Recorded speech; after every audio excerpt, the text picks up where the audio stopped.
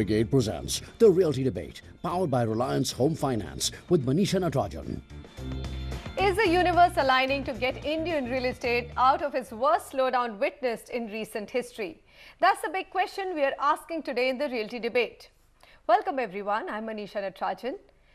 Just about every citizen of India has been waiting for the Achhe Din to materialize. And while industry players themselves have been hoping for the worst to be over since 2015, it's only now that we on the property show believe that the time is ripe for a turnaround to start. Indicators like the GDP, monsoon, FDI, interest rates likely to soften further are some of the possible big triggers. There are strong signals from the sector itself. There's remarkable recovery in the office space market. There's REITs, which is becoming more and more possible with rules changing and becoming more amenable. And then there's RERA for the customer, which will restore confidence. All of this could bring about a meaningful re-rating of the sector. Now let's find out whether we're reading the big picture right or not. And joining me today are Anshul Jain, Executive Managing Director, South Asia, Cushman Wakefield. Also with me, JC Sharma, VC and MD, Shobha Limited, who calls the spade a spade. So he will really be able to tell us whether we're reading the picture right or not. Here with me in the Delhi studio, Shailesh Pathak, Executive Director of Bhartiya Group, Naveen Raheja, Chairman FICCI and CMD Raheja Developers, and Sunil Rohakale, MD and CEO of ASK Group. So we've got all corners covered. Gentlemen, we all know what's going on. If I look at some of the numbers, I mean, you've got just so much happening. You've got GDP numbers, 7.9%, call it statistics, call it anything, but it is a number that you can't deny. You've got industrial production looking reasonably okay. I've named some of the top signals, but which signal do you think will work specifically? What are you confident about? Let me start with Mr. Sharma. In the industry, sir, how are you feeling? Are you feeling a little more confident now than you were, let's say, in January 2016? See, we have always been quite positive about the market and the regions what we have selected for ourselves. And we do believe, as you have very correctly started, that it's a work in progress. Things are happening at all the fronts the way they were expected to be. The interest rates are declining, office space absorption is improving, rental yields are improving, and with the rate coming today at 8.5 to 9%, people are going for the deals. And if we look at from our angle also, our second largest ever group housing project is being launched just now, which means that we believe that even in the NCR market, Gurgaon, we believe that yes, there are signs of that optimism where we can take this kind of a call of going ahead with 3.3 million square feet of development. So we are quite positive that this is a work in progress where things are bound to look better and better as we move forward. All right. Okay. So here's my question to you. You said that you're going to take that big punt with a market which got affected the most, which is Gurgaon NCR, and going to do a big launch. Project launches across the country have fallen by more than 50%. Amongst all of these things, what do you think will play the most critical role? Will it be interest rates softening further? What exactly will be the biggest trigger for real estate? See, the interest rates make lot of difference. If you have reduction of say 100 basis points on a 50 lakhs rupees loan, you are saving 7 to 8 lakhs rupees during the life cycle of that particular loan. That is what the cost they pay less. So when the prices are right, interest rates have declined, and overall RERA protection to the customer is there. At some point of time, the sentiments, which is the only differentiating factor between these people taking the call or not taking the call. Okay. So I think, sir, you've said sentiments. Now let's work on that sentiment question. Here is a Bangalore developer, most reputed, one of the most reputed ones, Mr. Raheja, taking a call on your market. That's your territory. Are you confident? Are you thinking that this is a market which was beaten down so much, which is now likely to go up? Because transactions in Gurgaon, I've heard, slip to dismal numbers like 1 or 2 a month. They are happening now. And let me tell you, as I look at MIS every day, Okay. since last 6 months, it is gradually improving, and I think it is improving and getting close to the number which we used to have in about 2012. So we are reaching there. We are logging in 5-6 apartments every day now. Okay. And believe me, last year we were struggling to get even one or two a day. So you're saying that the numbers are beginning to look close to 2012, which was probably the best year we saw post Lehman crisis. So they are increasing, but we have to, let me admit one more thing, one rider on this. You have to, these numbers are by actual users now. At that time there used to be people who were largely investors. Okay. So you're But saying now they are end actual users have come in and end users have started biting the apple. They're not wary of it anymore. Anshul Jain, look at the larger picture for us and tell us, most property consultants, their job is to not scare anybody and to talk only positive things. Otherwise, out of the studio, the developers will catch your neck and say, hey, you're working for us or against us. So tell me honestly, these are just early green shoots, or are we being a little too optimistic looking at the larger macro indicators? Absolutely early green shoots, but that's the good news. The green shoots are there. Just zoom you back to 2013 or 14 when I used to travel internationally talking about India. It was very, very difficult to get a meeting overseas, whether it was with a fund or anyone who was interested in India at that point in time. Coming back to 2016, what this government has successfully done is put India back on the international map. And I think if there's one significant success of the government overseas is to do that. As a result, money has started flowing back into the country, not only in the realty sector, but enabling broad investments across the corporate sector. And I think that's the most important bit, because as the investments and expansion in the corporate sector will take place, which has been happening in the last couple of years, we've seen a cascading effect into the commercial realty sector, which has improved quite significantly. And that will eventually have an effect on the residential sector. Stuff like RERA, etc., will help absolutely. But fundamental changes like GST coming in will improve the ease of doing business, taking us back perhaps to our 3 years, which is 2005-07, which India saw. In probably, it could probably be 17-20 or 18-21. And those are the years where you'll see a real revival. So I think green shoots at this point in time, perhaps a year to go before, the entire sector, including the residential, takes off. Shailesh Pathak, what's your own reading? I mean, just before starting this show, you were sounding very positive about Bhartiya International City and then talking about how actually things have been fairly good in terms of sales. But have they been lower than what you expected at the start of your project? And going forward, are there any challenges you see at all? Or do you believe that this is only the first step and we'll only keep climbing higher? Manisha, let me come to Bhartiya City at the end. Fact number 1, Gurgaon today reduced its circle rates by 15%. Absolutely, big news. Fact number 2, I was there in the Prime Minister's Smart City event in Pune, and he openly made a statement that cities have the capacity to digest poverty. He said, "Garibi ko pachane ki taakat rakhti hai shahar," and the biggest employer in cities is housing. And he specifically again mentioned in an interview that housing creates the maximum employment, and by 2022, a lot of houses have to be made. So let me just come to an opinion. 3 years ago, those of you watching this program, were you absolutely sure that 1 year down the line your job was safe? Today, you probably think your job is safe 1 year down the line because the economy is doing better. That is the big reason. To add to Mr. Sharma's point about interest rate, the surety of my continuing cash flow is a very important determinant in my decision to buy a home. So that's why I think, because we are all looking for better times, now is the time. If you're an end user, don't hesitate, go ahead and buy. If you're an investor, do not, because investing in shares is far better today than investing in real estate.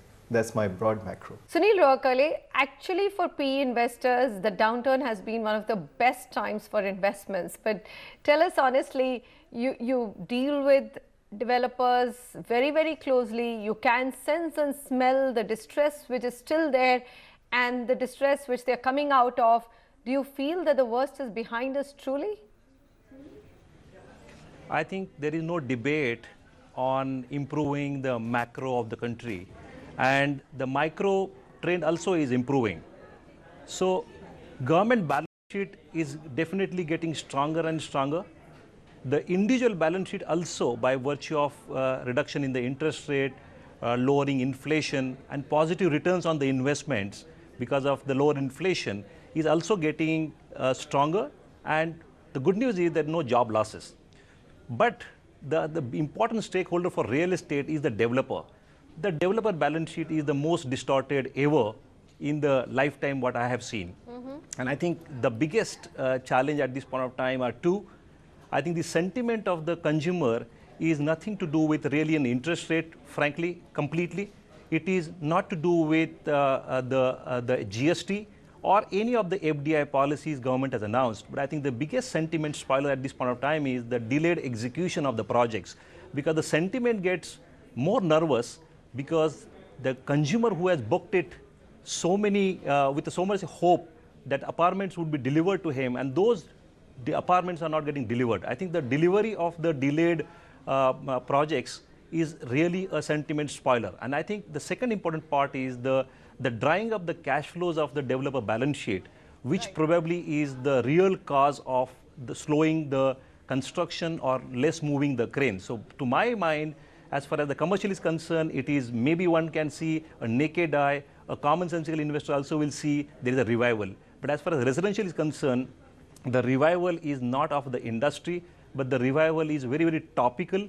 And the topical part is to do with the developer and the ones who are actually constructing, delivering the projects where the cranes are moving. Right. I think there we could see the sales velocities have started improving. And the developers who probably have developed, are constructed well and focused on execution, I think their cost of funds also have come down dramatically low. Anshul Jain, this is a problem in residential, and that's perhaps the biggest reason why the rub-off of commercial is not spilling over to residential, and it's taking so much time. Tell me, how will this pan out? I mean, the developer balance sheets distortment and the fact that this you don't even know. I mean, to a common man, he has no idea of, other than the marquee 20 names, 25 names across the country, he has no idea whose balance sheet is distressed, who's not, who will deliver, who's not going to deliver. So there will be a painful period as well. I mean, there is, all the pain is not behind. We must accept that too. Absolutely. I think it's almost unfair to expect the consumer to know those details. And I think RERA is a great progress in that direction. I think what needs to happen is beyond the top 25 developers, there's too much, there's proliferation of developers in the industry, and there are too many small developers. There's almost a need for a forced consolidation of some sorts in the industry so that balance sheets can be cleared up. But equally, it's a great opportunity for private equity players to come in and provide that finishing capital at a level where products can be finished. I think the whole residential sales model would undergo a change, and rather than seeing too many pre-launches or developers relying on pre-launches to fund the development, you'll probably see more funding coming through, whether it's through the private channels, whether it's through the regular banking channels, and developers attempting to do a substantial amount of completion before they expect substantial amount of sales. So I think the sales models will eventually get forced to change from reliance on pre-launch to reliance on private money to build to a certain extent and then sell. Okay. Mr. Sharma, how will this play out? So leave aside developers such as you. Yes, there is unsold inventory which will have to actually pan out in any micro market where there's a lot of unsold inventory, too many launches, will take some time to get out. But assuming that gets taken care of, there are so many projects, so many developers with stretched balance sheets who are stuck. How will that get out of the market? I mean, how will the dynamics play out there? Will large, strong developers like you be ready to build them out at the right cost? And will PE investors provide the right cost financing? Because right now they're charging an arm and a leg to provide that finishing capital. See, the capital is a risky proposition, so they will weigh the risk and accordingly they have been providing the funds. I think the too much of greed of the developers in the past, where they believe they can keep the prices high and they can afford to pay a higher rate of interest, sort of an environment where they believe that demand will continue to keep rising along with the increase in prices, they become a willy-nilly partner where they are suffering, and along with that the private equity guys also are suffering today. At the end of the day, if they are not able to take the money out, whatever documents we talk about of a higher rate of interest, how many of them will be able to earn it, it is doubtful. Right. Coming back to whether companies like ours will be able to take advantage of that, we are definitely looking for opportunities. See, take for instance again our this investment in Gurgaon. This project was with us. We thought that we should not be taking it forward 3 years back. Then again we decided last year that yes, market is bound to show improvement. Why not join hands with our landlord who has given a clean title, and our 160 acre of investment already is there. So we have gone ahead. And we believe likewise in Bangalore also you have seen couple of transactions where local developer has tried to help the developer who has come from outside by Right. buying out their assets. All right, I know that Sunil is really has a point of view in terms of cost of money available in the market to this industry. So Sunil, at what price will you continue to do business, and as interest rates soften, because it's very clear with Governor Rajan going out that one of the sticky points with most industrialists was that he was not aggressive on rate cuts, and he could have been a little bit more aggressive on rate cuts. So weigh out that scenario for us and tell us what will happen to the cost of capital, which is now the biggest requirement or oxygen needed by the industry. See, I feel today really the issue is to have a long-term capital, a patient capital, and not really the cost of capital. Because today accumulated guaranteed high cost debt, whether it's a NBFCs or a mezzanine funding, which probably is short-term in nature, and they are the kind of project progress has happened is not really sufficient to service the high cost debt or a mezzanine funding. So today what is most important is that we need a money which is patient, which is the money which is for 4-year, 5-year, 6-year money. The money cost is a function of the risk what one is taking. So I think the argument should not be on the cost of capital, because equity by nature, the equity investor also is taking an equity risk of demand supply. So my sense is that today there is a replacement capital, and there is a musical chair which is happening between the lenders need to convert that into a long only funds, which is patient funds, so that the market may be looking anemic today. The market is definitely bound to improve with the growing the macros and the micro of the economy, including the real estate as the industry. So I feel whether it is 17-18 or 18-19, it will be very unfair to assume that sales velocities will not improve. Fair enough. Shailesh, you've got a point to add to this? Yes, I think the real estate industry can access finance. It's again a matter of demand and supply, and long only funds will only come in when the construction risk is over. So you are seeing a lot of developed commercial space going into REIT structures. But I'd just say that, you know, Raghuram Rajan had a very good word of advice for the real estate industry, saying bring down prices, demand will increase. And that's exactly what Mr. Sharma said. I mean, you can't keep Mr. selling Sharma at said very the high same thing. prices. But Yeah. what we really hurting, the real estate industry is really hurting, and where the government can help us, not only the union government but the state governments and the cities, is TLC. Taxes, land and clearances. There are just too many taxes, cascading taxes. Land is getting no cheaper, and clearances take forever. So I know that on all three elements the union government is working hard. The only thing I'll say is what I saw in Pune over the weekend is that the 50 lakh plus market is nearly moribund, but the 20 lakhs to 30 lakhs market is doing rather well. So all of us developers are actually looking at 2 BHKs and smaller, and to enable that to happen, I think the biggest The thing TLC is land, is the required. TLC. Okay, Mr. Raheja, TLC sounds like music to your ears as well. But I mean, overall good feeling, and you'll continue to demand through FICCI these three things: taxes, land, And clearances. So Venkaiah Naidu Garu has actually implemented this online clearance system for Delhi and Mumbai, which is really commendable, which should be replicated in all cities. Well, yes, No, if it works. but by what time it actually becomes Right. implemented, Right. that is the question. And in the area, at least in Delhi, where it has been done, where is the project for developers no in Delhi? There is no project. All right, so it let me doesn't ask you, matter. Mr. Raheja, Now, that looking among at TLC, actually what is on the ground, I think the developers know it very well. We don't need to define it.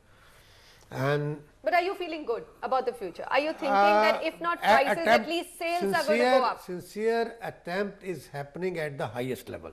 Okay. But on the ground, translation is far away.